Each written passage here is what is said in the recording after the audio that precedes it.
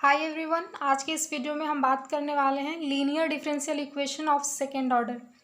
ये टॉपिक मैंने अपनी पिछली वीडियो में ही स्टार्ट करा हुआ था और वहाँ पर हमने इसका जो इसे सॉल्व करने का जो फर्स्ट मेथड है when a part of C F is known, जिसे हम बोलते हैं, वो मैंने डिस्कस करा हुआ है। और आज के इस वीडियो में हम इसके सेकेंड मेथड को सीखेंगे कि कैसे नॉर्मल फॉर्म से इस इक्वेशन को सॉल्व करते हैं। मेथड 2 को हम नॉर्मल फॉर्म कहते हैं और इसके बाद अभी दो मेथड हैं जिसको हमें अभी डिस्कस करना है। तो चलिए नॉर्मल फॉर्म स्टार्ट करते हैं अभी।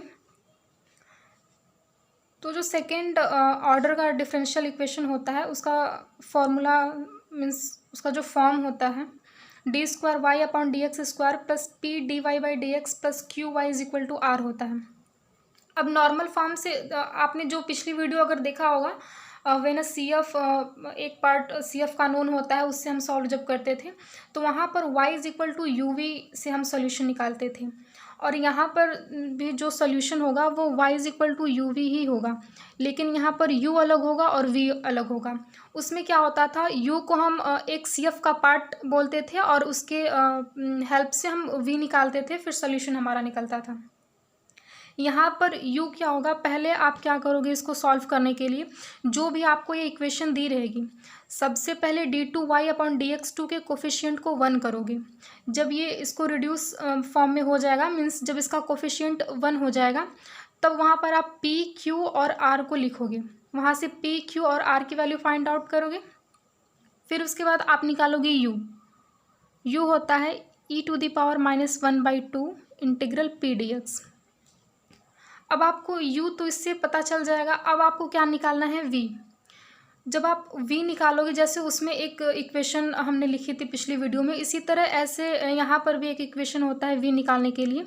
वो होता है d2v/dx2 प्लस iv=s। अब आप ये सोच रहे होगे कि i तो हमें पता नहीं है, s पता नहीं, ये दोनों चीज़ें क्या होती है। तो ये दोनों पैरामीटर p, q और r की हेल्प से ही निकाला जाता है। तो i जो होता है, जिसे i की वैल्यू हम निकालते हैं, i होता है q-1/2 dp/dx माइनस p²/4। इससे i निकलता है।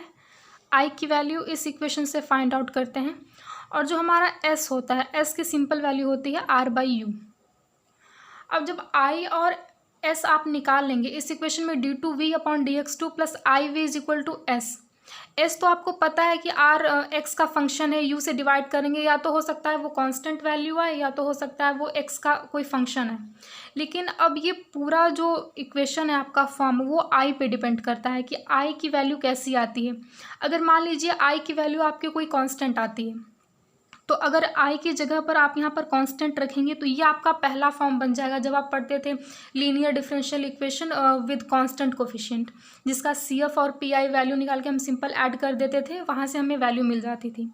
वहाँ पर हमारा ये फॉर्म किस फॉर्म में रहता था, d2y/dx2 रहता था, ऐसे कुछ। तो वहाँ पर y= हम निकालते थे, यहाँ d2v/dx2 है तो यहाँ पर v= निकालेंगे और हमें चाहिए भी तो v ही है।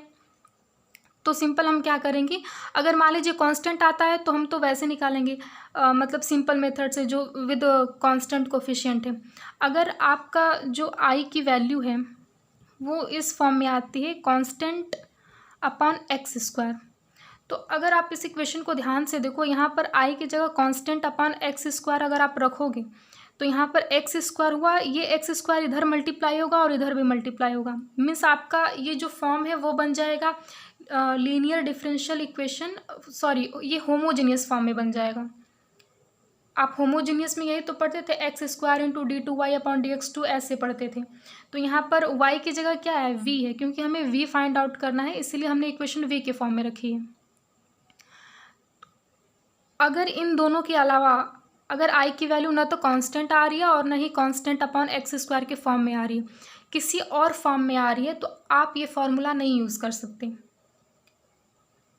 और भी मेथड हैं सेकेंड ऑर्डर के डिफरेंशियल इक्वेशन को सॉल्व करने के। अभी चार हमने, अगर इसको हम ले लें तो दो हमने कर लिया, मतलब एक पहले हमने कर लिया, ये दूसरा कर रहे हैं, अभी दो और डिस्कस करने हैं।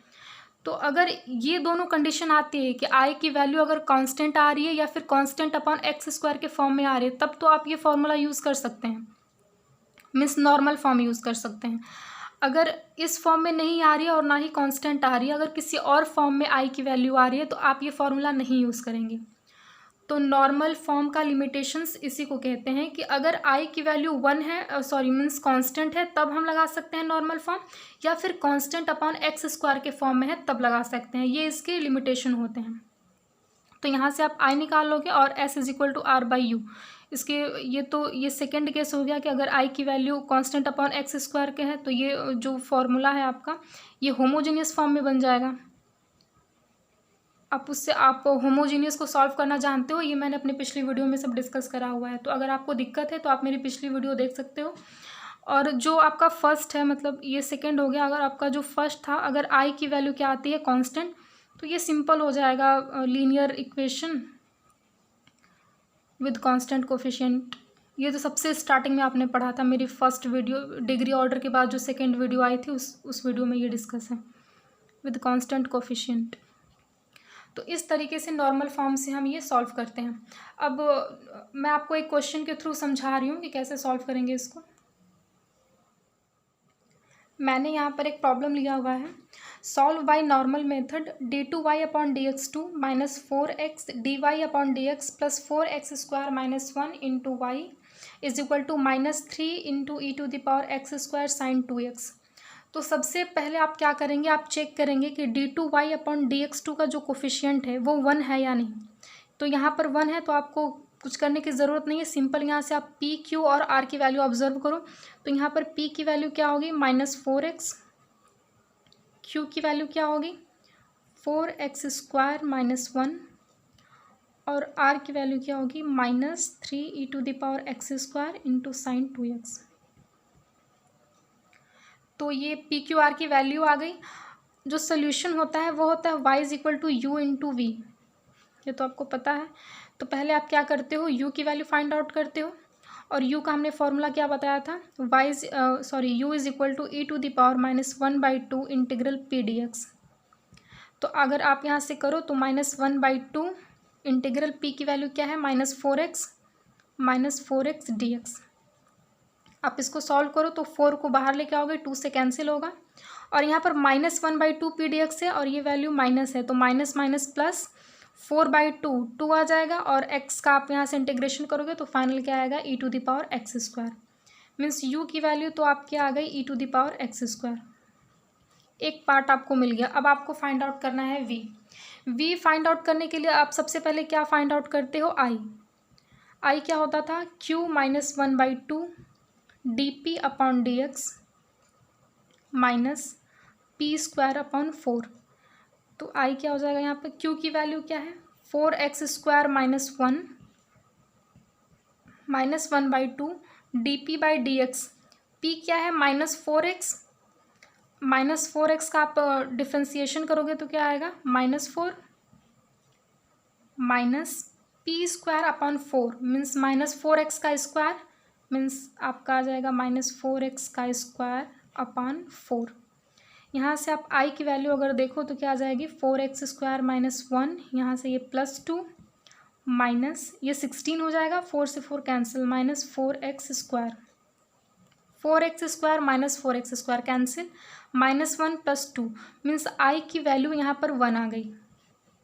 तो ये फर्स्ट केस बना, i की वैल्यू 1 आ रही, इसका मतलब क्या है कि ये कांस्टेंट टर्म है, मीन्स आपका सिंपल फॉर्म में i की वैल्यू 1 आ गई। आप जैसे पहले सॉल्व करते थे विद कांस्टेंट कोफिशिएंट वैसे सॉल्यूशन को आप सॉल्व करेंगे, इक्वेशन को, सॉरी। i आपका फाइंड आउट हो गया। अब आपको क्या निकालना है, s इज इक्वल टू क्या होता था r अपॉन u।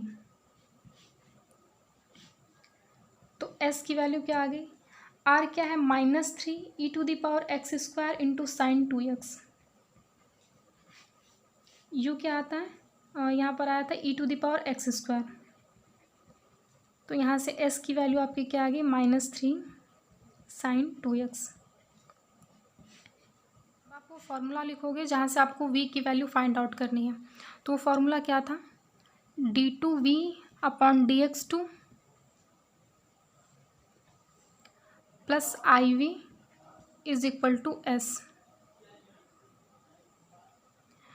तो d2v upon dx2 plus i की वैल्यू आपकी क्या आई है 1, तो 1 हो गया यहाँ पर। v is equal to s की वैल्यू क्या आई थी आपकी -3 sin 2x। तो यहाँ पर आप क्या करो, सिंपल CF निकालते थे आप। CF निकालने के लिए क्या करते थे, राइट पार्ट को 0 करते थे। तो ये हो जाएगा CF निकालने के लिए आप इसका ऑक्सिलरी इक्वेशन मीन्स आप इसको ऐसे लिख सकते थे। इसका ऑक्सिलरी इक्वेशन लिखोगे तो m² + 1 इज इक्वल टू 0। तो यहाँ से m की वैल्यू क्या आ गई, +-i। ये इमेजनरी फॉर्म का है तो इसकी CF वैल्यू क्या आती थी, CF is equal to C1 cos x + C2 sin x। e⁻ वो 0x होता है, तो वो e⁻0 की वैल्यू 1 आ गई, तो उसको मैंने मेंशन यहाँ पर किया नहीं, उतना तो आप लोग समझ सकते हैं। अब तो CF आ गया। अब PI वैल्यू निकालते थे, तो 1/d² + 1 इंटू -3 sin 2x। तो -3 को आप बाहर लेके आओगे और यहाँ पर आप क्या करते थे, d² को रिप्लेस करते थे minus times of a²। a की वैल्यू क्या है 2, a² 4, minus times of a² means minus times of 4, तो -4 + 1 इंटू sin 2x। तो ये वैल्यू क्या आ जाएगी, -3 इंटू 1/-3 इंटू sin 2x। तो सिंपल वैल्यू क्या आ गई, sin 2x। तो PI वैल्यू आपके आ गई sin 2x। तो y इज इक्वल टू हम CF + PI लिखते थे, लेकिन ये यहाँ पर फॉर्मूला हमने किस फॉर्म का लिखा है, d2v/dx2 + v, इस फॉर्म में v के लिए है। तो यहाँ पर v की वैल्यू आएगी, v इज इक्वल टू आप लिखोगे CF + PI। हमको v ही चाहिए था, तो v इज इक्वल टू हो गया, CF क्या था, C1 cos x + C2 sin x। PI value क्या है, sin 2x। तो ये आ गया आपका v, और सॉल्यूशन आपका जो फाइनल सॉल्यूशन था y is equal to uv, यही था आपका। u की वैल्यू क्या आई थी, e⁻x²। v की वैल्यू क्या आई, C1 cos x + C2 sin x + sin 2x। तो ये आपका आ गया नॉर्मल फॉर्म से ये फाइनल सॉल्यूशन। तो ये सेकंड मेथड था आपको linear differential equation of second order को सॉल्व करने का। अगर ये i की वैल्यू जो यहाँ पर कांस्टेंट आई है, i की वैल्यू कांस्टेंट अपॉन x² में आती तो सिंपल आपका होमोजीनियस बनता। और होमोजीनियस को कैसे सॉल्व करते हैं ये मैंने अपनी पिछली वीडियो में बताया हुआ है। तो अगर आपको अभी कुछ प्रॉब्लम है होमोजीनियस में तो आप मेरी पिछली वीडियो देख सकते हैं, वहाँ से आपको पता कन्फर्म मतलब सिंपल तरीके से आपको समझ में आ जाएगा। तो ये ज़्यादा टफ नहीं होता, सिर्फ आपको इसमें के फॉर्मूले याद रखने हैं। इसमें इसको जो सॉल्व करने के जो चारों तरीके हैं उसमें सिर्फ सिंपल यही है कि आपको अगर सिर्फ फॉर्मूले याद हैं तो आप सिंपल से अप्लाई करके आप सॉल्यूशन इसका निकाल सकते हो। तो ये सेकेंड मेथड था, और नेक्स्ट वीडियो में हम थर्ड और फोर्थ मेथड को डिस्कस करेंगे। तो अगर आपको समझ में आया हो, ये वीडियो पसंद आई हो तो प्लीज़ लाइक और शेयर कीजिए। Thank you.